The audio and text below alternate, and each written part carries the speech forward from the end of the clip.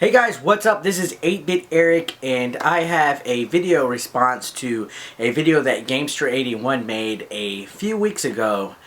He made a video that was called "It is no longer fun collecting NES games," and it became a topic of conversation amongst a few channels here on YouTube. I didn't get to speak my piece on it, so today is my turn.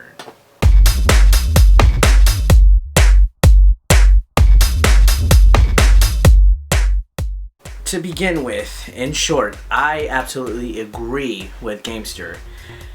Collecting NES games is really burning me out. Now, I'm at a point in my collection where I have about 465 games, so I'm a little bit around the halfway point. The majority of the games I got are the ones that you can get for $5, $10, $20, but the price now is increasing. Even common games for NES titles are increasing in price now. Compare even 2 years ago, some of these titles that are now $20 were only $5.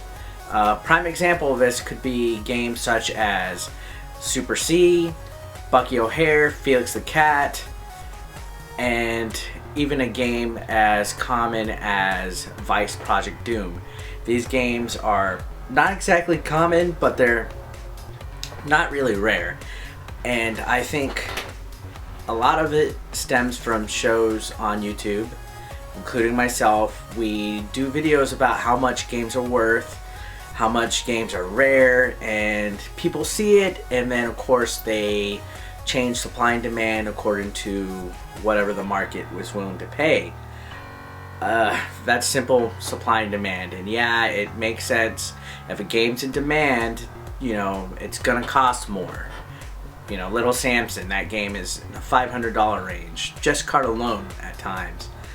But realistically, I'm not gonna get that game.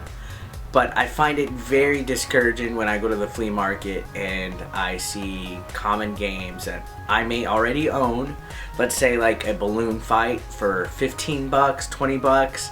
That's not a $20 game, guys. But whenever, you know, people get reports of Nintendo World Championship carts being sold on eBay for thousands of dollars, suddenly a common NES game is suddenly considered rare. A casual consumer is not going to realize the difference in rarity between games. They're gonna just think, okay, this one NES game, even though it's a Nintendo World Championship, which they probably don't even know what it's about, was worth thousands of dollars. I guess this Mario Duck Hunt is also worth thousands of dollars.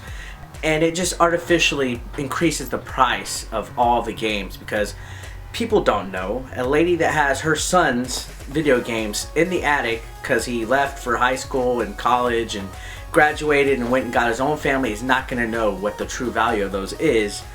And people are taking advantage of it. Price gougers, resellers. I mean, yeah, I'm opening a can of worms here, but it's true. It's true fact. People are taking advantage of people's lack of knowledge as far as gaming goes. And the other thing that makes it difficult is a lot of retailers go to price charts like half.com, eBay. They base their prices on what the buy it now price is going. Buy it now prices are just made up prices, guys. The selling rate is whatever the auctions are selling for, and that's another bad thing. It's just making it very discouraging. To be honest, I haven't really gone game hunting in a while just because my area is getting very bad. I think Gamester's video was actually very good. I did see a few other people comment on it. Pat the NES Punk took approach of saying, hey, if you're not serious about collecting, you shouldn't really worry about it because there's plenty of cheap options. That is true, but by the same token, those cheap options aren't going to be cheap very much longer. I think Gamester had a point. It's getting very discouraging when games are just increasing in price overall, and I honestly don't get it. I think a game is not really worth $35, $40. Like, why are games so high, guys? Are they really that expensive? Are they really that rare? Do they really mean that much? In the end, it's just a chip that you're paying for.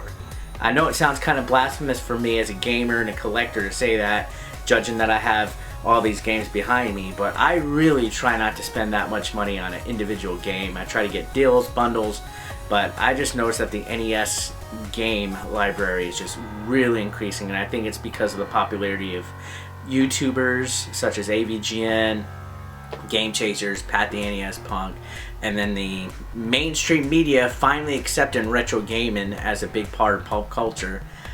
I think overall, the fact that it's popular and kids and young kids and casual gamers that just remember games for what they were and don't really want to collect are willing to pay that price. They're willing to pay the high price that collectors such as myself and others are not. And it's, I guess that's the way economy works, but yeah, I agree completely. Now, what do you guys think? Do you agree that collected for NES isn't fun anymore, like Gamester's video, which I will provide the link below?